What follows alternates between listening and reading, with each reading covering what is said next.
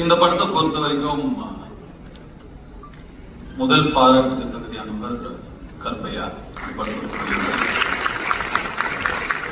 என்னதான் ஒரு ஒரு திறமைசாலியா இருந்தாலும் ஒரு 23 வயசு பையன் ஒரு தயாரிப்பாளரை அணுகி ஒரு கதை சொல்லும் போது அதை நம்புறதுக்கு ஒரு தைரியம் வேணும், அதை தயாரிக்கிறதுக்கு ஒரு தைரியம் வேணும்.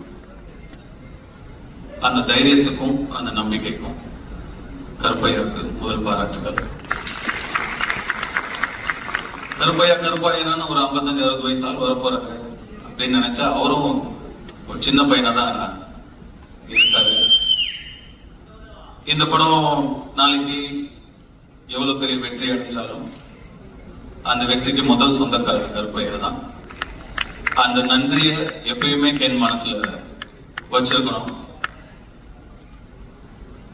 இதுக்கப்புறம் எத்தனை ஆஃபர் வந்தாலும் நாளைக்கு முதல்ல கருப்பையா கிட்ட இருந்து போன் வந்தா கருப்பையாக்கு தான் நீங்க ஃபர்ஸ்ட் ப்ரிஃபரன்ஸ் கொடுக்கணும்.